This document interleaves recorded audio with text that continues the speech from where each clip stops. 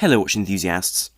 Now, throughout the last century, the most iconic pilot's chronograph in my eyes, with the possible exception of the Breitling Navitimer, has been the Breguet Type 20. But the Breguet Type 20 was very much just one of many, because the Type 20 specification was a specification set forward by the French Airforce. And as such, this created a particular type of chronograph, which has really remained iconic and synonymous with the pilot's watch world. And so in this video I'd like to talk about the full history of these watches, and how they came to be and where they were born from. Though I can't include as precise dates as I did in, for example, the Rolex videos, I will attempt to produce a very complete video. However, before I begin the video, I would like to encourage you all to join the Watch Guys, which is my group on Snups, the social media platform for sharing pictures of your collections and interests, and where you can ask me and other members any questions which I'll do my utmost to reply to personally. And the featured post today is this beautiful Omega Speedmaster Alaska project by Matthew Lamb, which is a really gorgeous piece of Omega's re-editions, which is a fantastic timepiece with its fantastic aluminium case as well. And so I'd encourage you all to follow the link down below to be able to enjoy all these additional features. Now, the start of this story of these pilots' chronographs really starts in Germany during the Second World War. And with the increased use of the Air Force due to Hitler's military machine, there was a great emphasis on using chronographs and the other pilots' watches for navigation and use of pilots. And though we know the Flieger watch with its large luminescent hands and very clear dial as being the typical German pilot's watch, other watches such as Hanhart being the primary brand producing them, produced a number of chronographs for pilots, which followed a much more similar stance and lines to the later pilots' watches for the French army. And this ties into French history because after World War II, France occupied various areas of German land, including the Black Forest. And as a result, France also took various of the brands which produced watches in that area, very notably Hanhart and Stover. And though they didn't follow the lines of Stover's Flieger watches, they did take great interest in Hanhart's chronographs, and so as a result started using the parts from Hanhart movements, as well as their cases and dials, for various rudimentary pilots' watches for the French Air Force. And in 1954, the Armée de l'Air of France, that's to say the Air Force, as well as the Marine Nationale, that's to say the Navy, as well as the Centre d'Essai en Vol, which was the flight testing unit, decided to produce specific specifications to which watches had to be made for their chronograph their chronograph needs, I suppose, for pilots. And these constituted the Type 20 specifications. And Type 20 is very much a reference to the exact military specification these are referring to, for the simple reason that they produce various other types for their timekeeping instruments, notably Type 11 and Type 12, which were various cockpit chronographs, Type 11 being a non-flyback monopusher chronograph, whilst Type 12 was a flyback chronograph to be mounted to the inside of a cockpit. And so Type 20 was a specification specifically defining the traits that these watches had to possess. It is worth noting, however, that previous to 1954, there were various pilots' chronographs on the market, notably Vixa had been producing a number in the very late 1940s, but I'll talk about that more in detail when I talk about the various brands and what they added to the pilot's watch type as a whole in the Type 20 specification. Now, in terms of the outward appearance of these watches, there were very clear guidelines and specifications given at the start of this type of chronograph's production. And this was the fact that the case had to be about 38mm in diameter, which was a significant drop in size compared to the 55mm of previous Second World War watches worn by pilots. However, these also had to feature a sort of a case which could mount, although they didn't in all cases, could mount a bidirectional bezel. And this had to feature a little mark at one point so that you could use it as a timing piece. And this is in many ways very similar to the Hanhart bezels seen previously. Inside the watch it had to have a manually wound flyback chronograph, and that's to say that when you push the top pusher, you could engage the chronograph and then stop it by repressing the top pusher. But then rather than simply resetting with the bottom pusher, if you were in the middle of timing something and you pressed the bottom pusher, the second hand would jump back to 12 o'clock and restart instantly, meaning that for navigation purposes, when you're calculating your speed and position on a map, you could very quickly change the timings, which was a problem with previous chronographs. And this is another aspect that was almost directly taken from the Hanharts prior, because they also featured this complication, which proved invaluable to pilots who used them. and so as a result it's fairly reasonable that the French Air Force would want to carry on this interesting feature. Additionally, the watches did have to feature a screw back on the case rather than having a simple snapping case back to add a certain degree of water resistance. In addition to this, the movement had to be accurate to less than 8 seconds a day in terms of deviation, so well beyond the chronometer certification that we would normally see today, but nonetheless was the start of timings being taken into account and into measure when these professional watches had to be accurate for the safety of the pilot. Additionally, the power reserve had to be 35 hours or greater for the sake of the fact that they were manually wound, so between winds you would need to have a fair bit of longevity. And these 2 register chronographs with the running seconds at 9 o'clock and the 30 minutes of the chronograph at 3 o'clock also had to be able to operate correctly 300 times at the very least. The appearance of these watches also had to be very, very clear and bold, whereby the dial had to be black whilst the hands had to be luminescent, as well as having luminescent markers around the dial and a clearly graduated second run around the edge. And this made the watch an altogether more legible piece and a more functional piece for someone who was using this to time very accurate measurements. And we do notice that at the start of their run they had leaf-shaped second hands on a great many of these watches, though towards the end of the Type 20's run they became far more pointed, with a luminescent tip on them. Now in April 1956 we see an adjusted set of specifications, and these were known as Type 21. And this was seen as a successor to the very successful Type 20, because really the major problem with these watches was that in most notably the case of the models produced in the early stages by Vixa, the movements used inside them, which were based on hand-heart movements, though I'll talk about that in greater detail when I talk about the various brands that were most famous for doing this later on in the video. The reliability was very patchy of these movements, and due to the high price of servicing these watches regularly, they decided to implement several changes which would help. And so now, to pass the tests, the movements had to be significantly more reliable, with more robust and more modern movements, and as a result that knocked Vixa really off the table. And these also had to feature a new type of bezel, though this aspect was generally ignored by a lot of brands. And this was that you had to have a backwards graduated bezel, running from 11 back to 1. And this was specifically to be used as a countdown bezel, though a lot of brands still continue to use the older specification just with updated movements. And this is why actually you can see Dodane, which was again another one of the manufacturers, can be seen as really the only brand which produced the Type 21 for a long term. Also, the vast majority of brands weren't directly affected by this change in terms of the reliability of the movements required, for the simple reason they already used either Virgil or Lemania movements, which were relatively serviceable and were easily and spares were easily found. And so as a result, their movements were still deemed as perfectly appropriate, as for example Dodan continued to use the Virgil movements they used previously, and in the case of their Type 21 they used the 235, which in fact is a movement seen in their Type 20 as well, which does certainly show that actually the movements were, for the most part, up to the job. Now, at the start of the production of these watches, really Vixa was the primary brand producing these pieces, and they'd been working from watches made by Hanhart since the very late 1940s, and started supplying watches to the French government in the very early 50s. And they produced between the early 1950s and 60s about 4,000 or 5,000 pieces. And these watches did feature movements from Hanhart, and notably their movements were also stamped made in Germany, which is very typical of the fact they were using these other movements. And these worked in very close collaboration with Hanhart as a result of these, but nonetheless they did feature very different features in terms of their cases, which as per the regulations at the time, although these were in fact loosened, these featured stainless steel cases. Additionally, the bezels also took inspiration from the previous Hanhart models, which were these sort of fluted, knurled, machined bezels with a little marker in a contrasting colour at the 12 o'clock position to be able to gauge your times.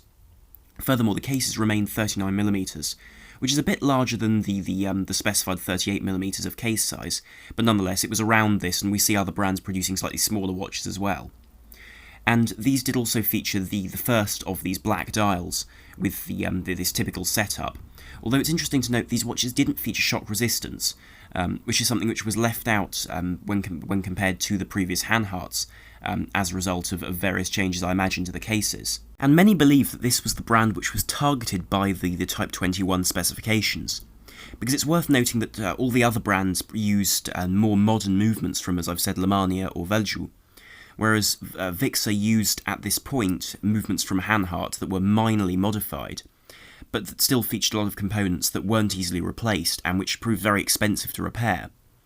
And this was a problem, and this is why there was never a Vixa Type 21, because they simply couldn't adhere to the tighter regulations. But they did continue to supply the watches into the 1960s, which does suggest the lack of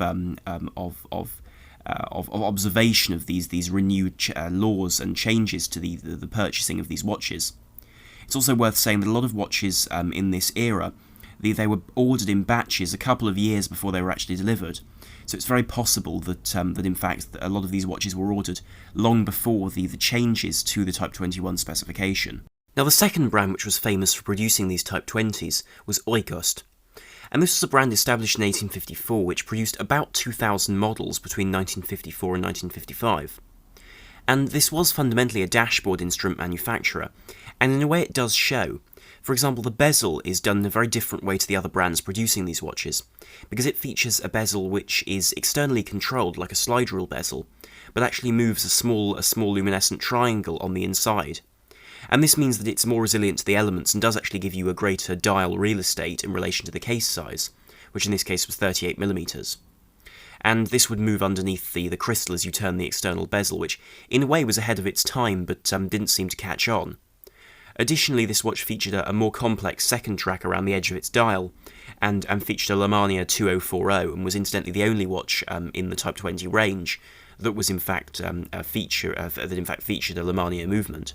Of course, in terms of the rest of its aesthetics, it was very similar to a Type 20 watch, with syringe hands, which were also luminescent to match the inner pip, as well as that dial with those numerals.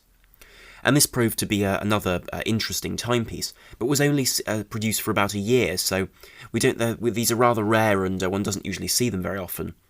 And these featured a number of different case styles, because there were stainless steel versions, there were chromed copper versions, and these were the most popular and most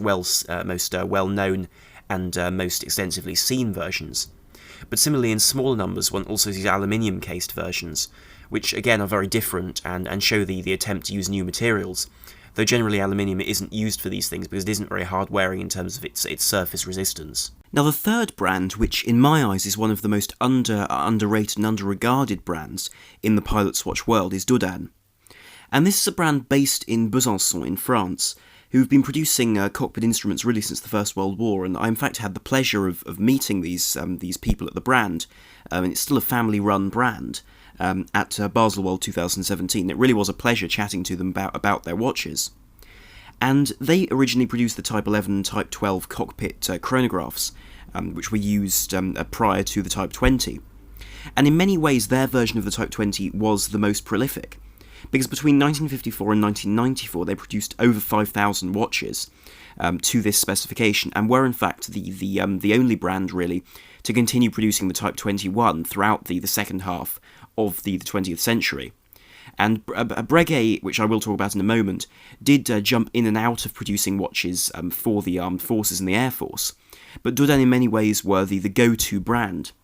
And their watches were 37mm in diameter, and featured the bezel with the 12-hour numerals really from the start. And they also featured a fully polished stainless steel case.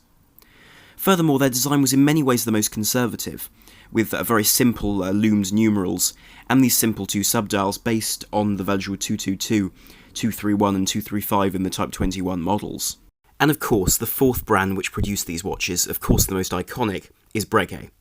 And Breguet are a brand which I have the utmost respect for with regards to producing watches of such an incredible level of quality and innovation. Of course, they were the brand that invented the tourbillon, and technically also made the first wristwatch in its loosest sense for the Queen of Naples in the early 19th century. And these watches produced for the French Airforce were descendant from the fact that Breguet were in fact the official watchmaker for the French Navy since 1815, and so they already had an involvement with the French government. Also, various parts of the family also produced aircraft, which again added into the aviation base of this brand, and so as a result made them really an obvious choice to produce these pilots' chronographs. Now, the standard Air Force version of this watch, which was finally allowed to be produced in a run of 2000 in 1954, was the 5101/54. And this was a piece which in many ways was far more traditional than the options offered by its competitor brands, but Breguet did still produce a watch which became one of the favourites. And this model featured a 38.5mm stainless steel case, an onion crown, a plain fluted bezel, as well as a single marker on this bezel, and featured a Valjoux 222 with 2 registers and with a 30-minute counter for the chronograph, as well as a 60-minute second counter for the standard timing.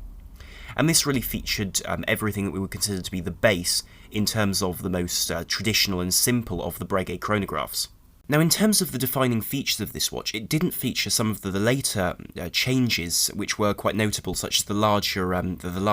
minute counter at 3 o'clock, as well as the very different dial and bezel. But I'll talk about those in just a moment,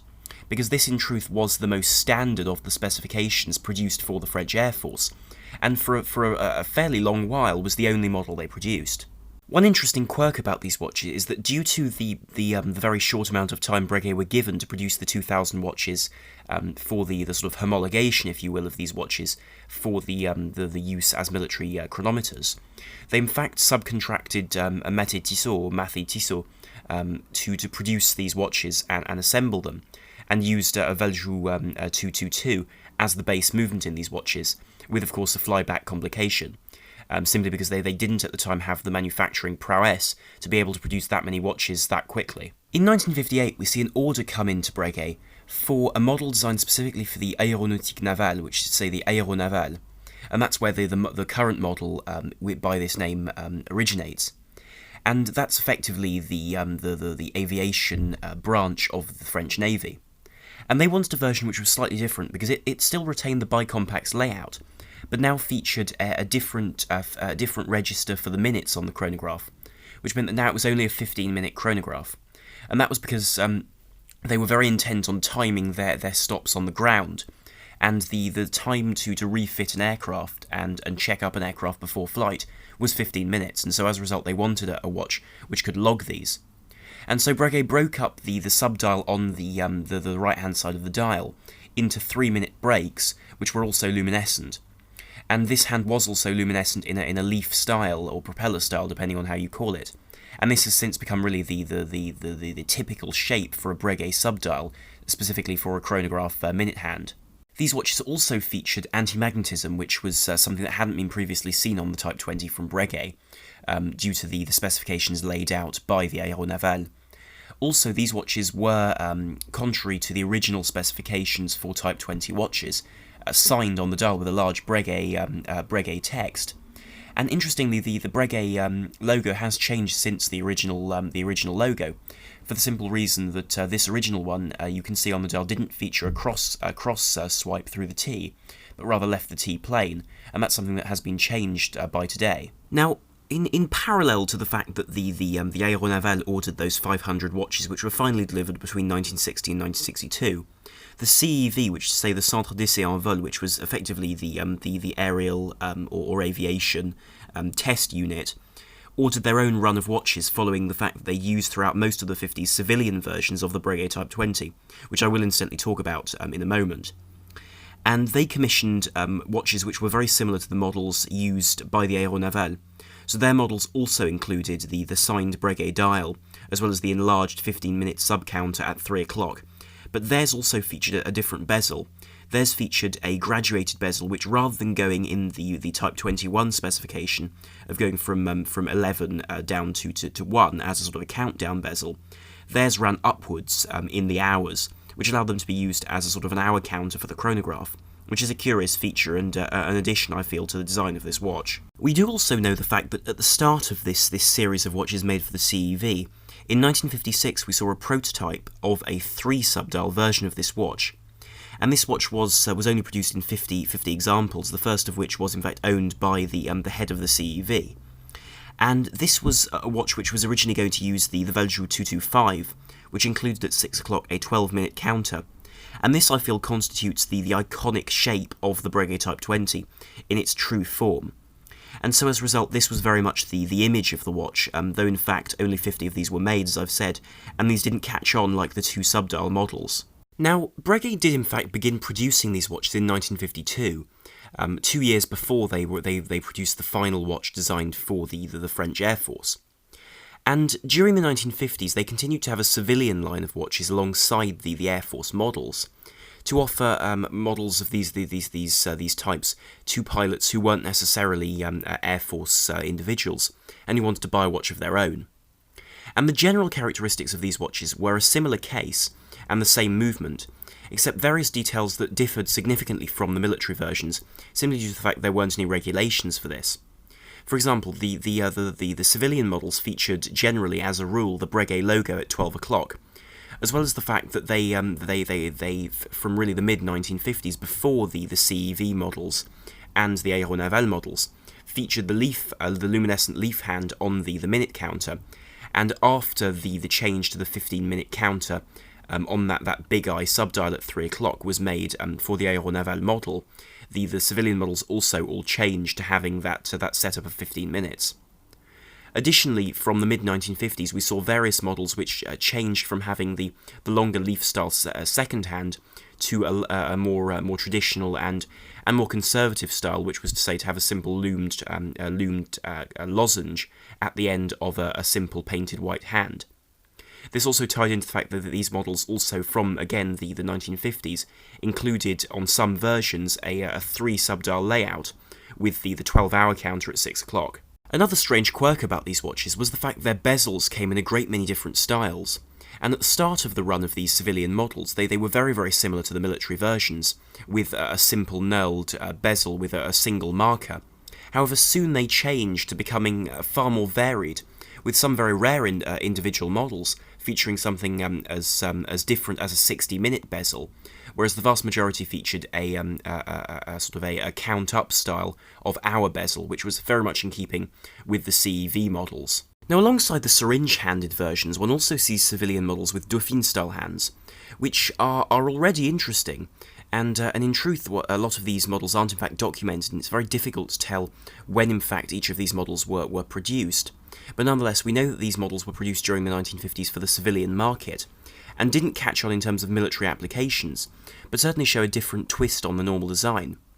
And this is taken to the extreme with a number of bicompax models, of which it's assumed there are 6, with a silvery white dial and Dauphine-style hands with no bezel, which is a very peculiar spin-off the standard style, and does show that Breguet were trying to market this watch to a larger audience. Now, without a doubt, the most weird and wonderful model, though, from this original run of civilian pieces, has to be this piece from 1955.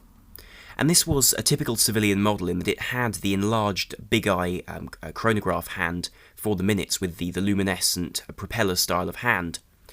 As well as that, you also see the fact that segmented into a 15-minute setup, showing again that Breguet were producing these 15-minute chronograph pieces long before they were commissioned directly by the Aéronavale, which is another curious aspect of the way Breguet developed their watches. And of course it does also feature the 12-hour bezel in this rather incredible gold case, one of only 3 known to exist in the world. Now, the one watch which is very underdocumented in terms of details with regards to the specifications is the 1960s Transitional model. And this piece is given very, very little information about in terms of documents, but still serves, I think, quite an interesting role in terms of showing this watch's progression. Because this was a piece produced throughout the 1960s with a Bakelite bezel insert, which departed from the previous designs due to its far more modern style of numerals around the bezel. However, it still featured the same case, movement and dial as the previous models, and so as a result can be regarded as a move from the original 50s design through to the 70s updated model. Now, in 1970 to 1971, Breguet redesigned their range entirely and provided this new model, which was in fact the second generation of the Type 20. And this watch featured very similar lines to its predecessors, except now featured a very modern case, which in my eyes has set the standard for pilots' watches since, in terms of the pilot's navigation chronograph. And this is because, for example, the Zin 103, amongst many others, follow the lines of this case simply due to the fact that it works so well. and this features a 40.7mm polished stainless steel case with these bevels running around its edges. Additionally, its bezel is now anodized aluminium in black, which gives it a far greater legibility and also made it more hard-wearing. This also had grown in diameter and thickness to make it easier to grip. The dial also featured redesigned numerals which were thickened and contained far more luminova, along with hands which now came in various styles, with the syringe handset remaining relatively similar, whilst the second hand could either come on some of the earliest models as a simple straight white hand, whilst later models came with the diamond tip on them, or indeed a simple lollipop style of tip, which again helped with legibility in the dark. And these watches were available with either a tri-compax or a bi-compax layout during their era throughout the 1970s, and featured the Valjoux 725 or 726 movement, depending on which model you went for. And of course this was really the successor to the 222 seen in the original. However, unfortunately, these watches didn't sell or do as well or enjoy the success really of their predecessors, mostly because these watches weren't in fact taken on by the French Air Force. And this was down to rising prices, which meant that they were no longer efficient or economical to buy for the Air Force, and so as a result they continued using the Dodan Type 21s, designed in the early 1950s, and then implemented in 1956 really. And so as a result, these watches were really made for a market which no longer existed, but still enjoyed great success with regards to the use of individual pilots. This simply couldn't keep Breguet afloat. And these watches, though rather an incredible piece, because they provided really the template, in my eyes, for later models, and indeed have left a really an incredible mark on the aviation world as far as watches go, due to the fact that they've shaped, for example, the Zin 103, and indeed, for example, the Breitling 765. These watches take inspiration from this particular design, and indeed are the brainchildren, really, of this style, and continue to be produced until today as professional pieces, which is something quite remarkable, and I think does show an incredible heritage to this style, which was of course pioneered by the French Air Force in the early 50s. And so, though it's rather sad that Breguet didn't do well with this watch, and so as a result in 1987 did in fact go bankrupt, of course were rebought, I do feel this has left an irreplaceable mark on the aviation world as far as watches go. Of course, following Breguet's re-establishment in the 1990s and their rise to glory really throughout the 2000s, the Type 20 and Type 21 have been resurrected in the form of a sporting luxury timepiece. But I feel this watch, though gorgeous and a piece which in any form is a really wonderful piece of engineering, doesn't really continue on from the pilot's legacy of the original models, considering it wasn't ever designed to be a professional pilot's watch, but simply a luxurious timepiece which follows in the footsteps of these great watches. I shan't include it in terms of its history in this video, though certainly they have done a wonderful job of re-establishing themselves as the luxury brand and very interesting brand which they are. And so I'll end this video here on this wonderful image of the fantastic Breguet Type 21, which I called the most spectacular watch of last year, which is something I still stand by. I think it's a glorious looking timepiece. So please do leave your comments down below as to what you think of this video, and indeed of the impact of the Type 20 as a design on the history of aviation watches. So thank you very much for watching, and please do like, share and subscribe to help the channel and to be able to enjoy more content here in the future. So thank you very much for watching. This is Arm on the Watch Guy, over and out.